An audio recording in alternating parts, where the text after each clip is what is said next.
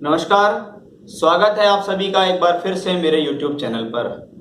मैं पंडित आशीष शर्मा लेकर आया हूं गोचर से जुड़ी हुई एक जानकारी। आगामी 20 नवंबर 2020 को बृहस्पति देव धनु राशि से निकलकर मकर राशि अपनी नीच की राशि में प्रवेश करने वाले हैं। ये बृहस्पति एक वर्ष तक एक राशि में रहते हैं। अब तक ये धनु राशि में थे और राहु केतु एक्सेस में भी थे, लेकिन अब ये बृहस्पति राहु केतु एक्सेस से भी निकल जाएंगे और अपनी राशि से निकलकर शनि देव की राशि में पहुंच जाएंगे, जहां शनि देव पहले से ही स्वग्रही होकर विराजमान हैं, लेकिन बृहस्पति उस राशि में कहलाते हैं नीच के। लेकिन बृहस्पति के लिए सबसे अच्छी खुशखबरी ये है कि जब राशि का मालिक उसी स्थान पर बैठा हुआ हो तो वो उस नीच के ग्रह को सपोर्ट करेगा, जिसको नीच भंग राजयोग के नाम से जाना जा रहा है। अब ऐसा ग्रह जो कि फल देने में सक्षम है, धन देने में सक्षम है, कोष का कारक है, संतान देने में सक्षम है, यानी किसी भी कार्य में अगर ब्लेसिंग्स की जरूरत हो, आशीर्वाद की जरूरत हो, तो वो बिना बृहस्पति के पॉसिबल नहीं है। और ऐसा ग्रह जब ब्रह्मांड में राशि परिवर्तन करता है और ऐसे ग्रह की राशि में पहुंच जाता है जहां वो ग्रह स्वयं विराजमान है लेकिन वो नीच का है, तो अब ऐसे दो ग्रह जो गुरु और शनि एक ही राशि में भ्रमण करेंगे, एक वर्ष तक इसी राशि में रहेंगे। एक ग्रह स्वग्रही होगा तो दूसरा नीच का होगा, यानी नीच के ग्रह का होने वाला होगा उस दौरान नीच भंग राजयोग। अब ये दोनों ग्रह जिस भाव में बैठते हैं और जिस भाव को प्रभावित कर देंगे, वहां उस भाव से संबंधित अच्छे रिजल्ट मिलने के लिए तैयार हैं, क्योंकि शनि है काल, बृहस्पति आशीर्वाद देने वाले हैं। यानी काल पुरुष में अगर देखें तो शनि को कर्म और लाभ का मालिक कहा गया, तो वहीं बृहस्पति धर्म और भाग्य का देने वाला प्लेनेट है। ऐसा कोई प्लेनेट जब ब्रह्मांड में एक साथ युति में आ जाए तो उसको हम बोलते हैं राजयोग। अब राजयोग जब बनता है ब्रह्मांड के अंदर दो मुख्य ग्रहों का, तो उसका राशियों पर भी प्रभाव अवश्य आता है, क्योंकि गोचर में हर राशि से पृथक पृथक स्थान पर ग्रहों का गोचर पृथक पृथक प्रकार से एक तरीके से रिजल्ट देता है। तो अब आज हम बात करेंगे मिथुन राशि के बारे में कि मिथुन राशि से अष्टम में गुरु और शनि का राजयोग हो रहा है। बृहस्पति आपकी राशि से सप्तम से निकलकर अष्टम में पहुंच रहे हैं, नीच के हो रहे हैं, यानी ग्रह के स्ट्रेंथ जो बल है उसमें कमी आ रही है। क्या शनि इसको सहयोग दे पाएंगे? क्या बृहस्पति अपने पूरे रिजल्ट दे पाएगा? क्योंकि बृहस्पति ये पहले भी ग्रसित था, क्योंकि जब ये राहु केतु की पकड़ में था, और अब ये बृहस्पति नीच का हो रहा है और आपकी राशि से अष्टम में भी आ रहा है, यानी एक दोष से निकलकर ये दूसरे दोष की तरफ जा रहा है।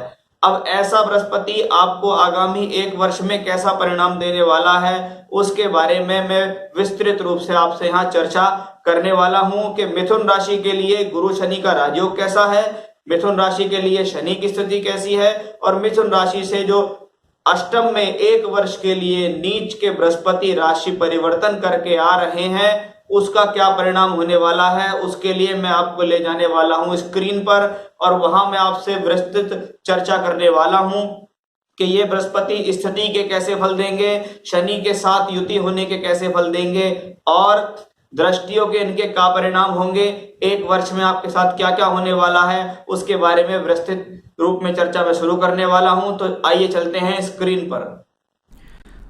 चलिए शुरुआत कर लेते हैं। मिथुन राशि वालों के ऊपर बृहस्पति के राशि परिवर्तन का कैसा प्रभाव होने वाला है। बृहस्पति अभी तक धनु राशि में राहु केतु एक्सेस में पिछले एक वर्ष से चल रहे थे, जिनका राशि परिवर्तन भी हुआ था, वक्री भी हुए थे, फिर मार्गी हो गए, और अब ये बृहस्पति एंट्री कर जाएंगे मकर राशि के अंदर। यहाँ पर बृहस्पति मकर में नीच के होते हैं। अब ये शनि के साथ भी रहने वाले हैं, और शनि इस राशि में तभी काफ़ी लंबे समय तक रहेंगे। तो पहले चर्चा करेंगे हम गुरु शनि के राजयोग के बारे में, क्योंकि काल पुरुष की कुंडली के अंदर बृहस्पति और शनि को राजयोग कहा गया, यानी वहाँ पर बृहस्पति धर्म भाग्य स्थान और शनि कर्म और लाभ के मालिक हो जाते हैं। जब गुरु शनि का इस प्रकार का राजयोग ब्रह्मांड में बने तो वो आपकी राशियों को प्रभावित करता है। तो सबसे पहले बात करते हैं गुरु शनि के राजयोग की, कि गुरु और शनि का राजयोग भले ही आपकी राशि से अष्टम में बन रहा है, लेकिन ये राजयोग आपको किसी न किसी प्रकार की सफलता के लिए है। पैतृक संपत्ति पे लाभ दिला सकता है, घर परिवार से मजबूती दिला सकता है, यानी कुटुंब के लोगों से सहयोग दिलाने में ये सक्षम है। ये स्थिति ससुराल पक्ष की तरफ से भी कुछ धन प्राप्त कराने में सक्षम है या उनकी तरफ से कोई सहयोग मिलने की संभावना है। इस दौरान थोड़ा सा ये खास ध्यान रखना होगा कि अगर ससुराल पक्ष से किसी भी प्रकार की कोई उम्मीद है तो उसका कोई ना कोई आधार जो है वो आपकी पत्नी है, और पत्नी से संबंधों को खराब नहीं करना है, क्योंकि पिछले जो समय में राहु केतु एक्सेस में बृहस्पति चले हैं, इसने कहीं ना कहीं हस्बैंड वाइफ के बीच रिलेशनशिप्स को ख़राब किया होगा। अब ये गुरु और शनि, क्योंकि यहाँ शनि अष्टमेश होकर अष्टम में है, तो आयु के लिए ठीक है, कोई स्वास्थ्य संबंधित कोई गहरी परेशानी नहीं दे रहा। लेकिन हाँ, जब ये राजयोग आपकी राशि से अष्टम में बना हुआ हो तो ये मुश्किल से फल देता है, यानी कष्टों के साथ फल देता है। गोचर का नियम है कि आपकी राशि से अष्टम में यदि कोई भी ग्रह आए और कोई भी ग्रह लंबे समय तक रहे तो वो आपको प्रॉब्लम देता है, अड़चने देता है। ये लव रिलेशनशिप्स के लिए ज़्यादा अच्छा कॉम्बिनेशन नहीं कहलाता है। ये स्थिति भी यहाँ दिखाई दे रही है। लेकिन ये गुरु और शनि जब राजयोग में है तो कहीं ना कहीं आपके लिए कुछ ना कुछ खुशखबरी ला रहे हैं। अब मैं बात करता हूँ शनि के बारे में कि शनि व्यवसाय के कारक हैं, हिम्मत के कारक हैं, मेहनत से रिजल्ट दिलाने वाला प्लैनेट है, आपसे खूब अधिक परिश्रम कराकर लाभ दिलाने वाला ये प्लैनेट कहलाता है। तो शनि यहाँ पूरी तरीके से तैयार हैं। भले ही शनि अष्टम में है लेकिन स्वयं राशि के हैं, और यहाँ आपकी राशि से 2 यानी भाग्य के मालिक भी शनि देव ही हैं। भाग्य को उजागर करने में समय लग सकता है लेकिन आपके द्वारा की गई मेहनत अवश्य सफल होगी। तो शनि यहाँ कर्म के भी कारक हो गए और आपकी काल के भी कारक हो गए। काल का मतलब है किसी भी कार्य को पूरा करके उसका रिजल्ट देना, यानी शनि में यहाँ इतनी कैपेबिलिटीज़ है। अब बृहस्पति और शनि दोनों जो प्लैनेट हैं जब एक साथ बैठेंगे तो एक साथ मिलकर वो इस घर को भी देखेंगे। ये घर है धन का घर।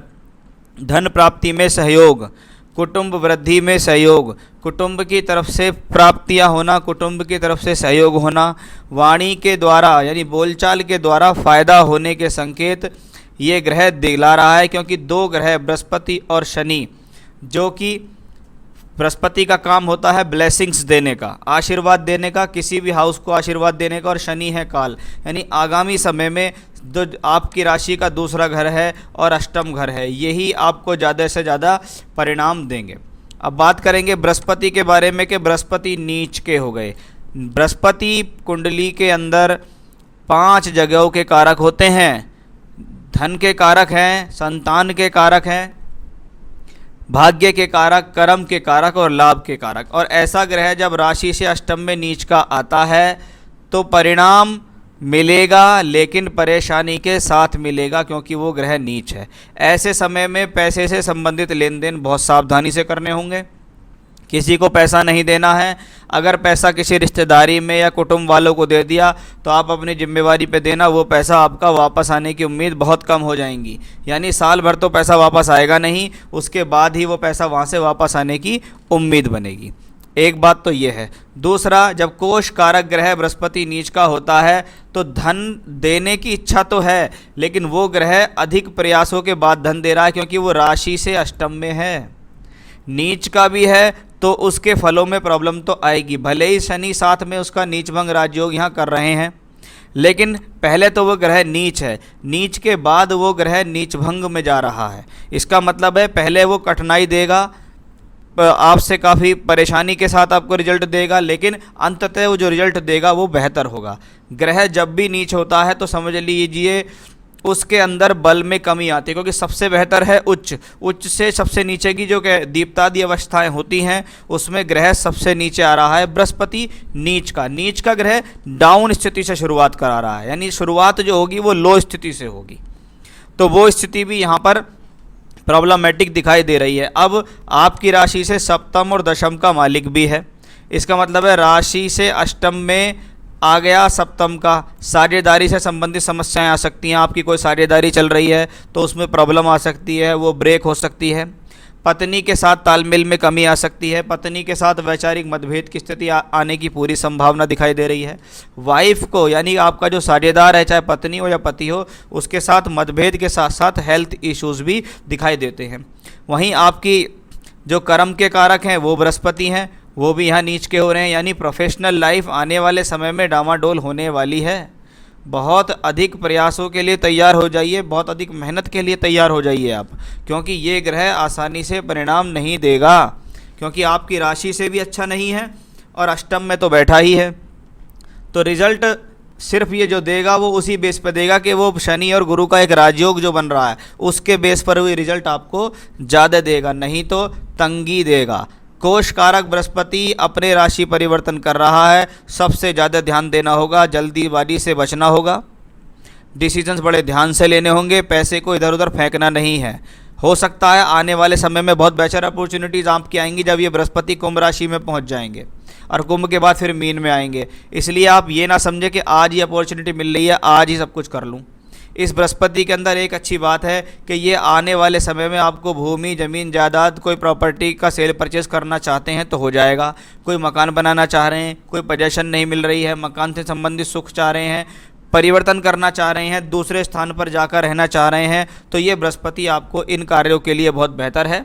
धन की स्थिति लगातार बनाए रखेगा, लेकिन ये अष्टम में नीच का है तो द्वादश से भी संबंध बनाता है। इसका मतलब सीधा सीधा यही है कि आपको आने वाले समय में खर्च भी परेशान करेंगे, बिना वजह की टूर ट्रैवल्स भी होंगे, अकस्मात खर्च, ना चाहते हुए भी आपके ऊपर खर्च करने की स्थितियां इस बृहस्पति से दिखाई दे रही है। तो इन बातों का कर रखना होगा आपको बहुत अधिक ध्यान, नहीं तो आपको हो जाएगी प्रॉब्लम, क्योंकि ग्रह अपने कारकों के भी रिजल्ट देता है, स्थिति के भी रिजल्ट देता है, और जहाँ पर बैठता है, जहाँ देखता है उसके भी परिणाम देगा। सबसे अच्छी बात यह है कि जब ये गुरु और शनि दोनों मिलकर धन को देख रहे हैं तो धन तो आएगा। असली जो बात होती है वो धन है कि क्या पैसा आएगा या नहीं आएगा, वो बहुत ज़्यादा ज़रूरी चीज़ है। तो पैसा तो आएगा, लेकिन कठिनाई से और परेशानी से आएगा, इसलिए सब डिसीजन बड़े आराम से लें।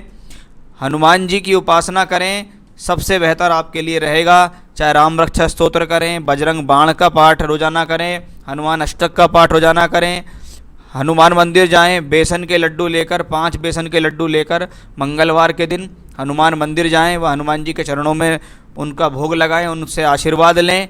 यही आपके लिए उपाय है। इस उपाय को आपको लगातार करना होगा। आप अपने लगन को थोड़ा मजबूत कर सकते हैं, यानी पन्ना रतन पहनना भी आपके लिए काफ़ी बेहतर यहाँ रहने वाला है। तो ये था मिथुन राशि वालों के लिए बृहस्पति जो नीच के होने वाले हैं उसका परिवर्तन और उसका प्रभाव और उसके क्या उपाय हैं, उनसे आप क्या सावधानी रखनी है, उसके बारे में हमने आपको यहाँ बताया है। फिर से नए विषय के साथ आपके सामने हाजिर होऊंगा मैं, तब तक के लिए बने रहिएगा मेरे साथ। नमस्कार।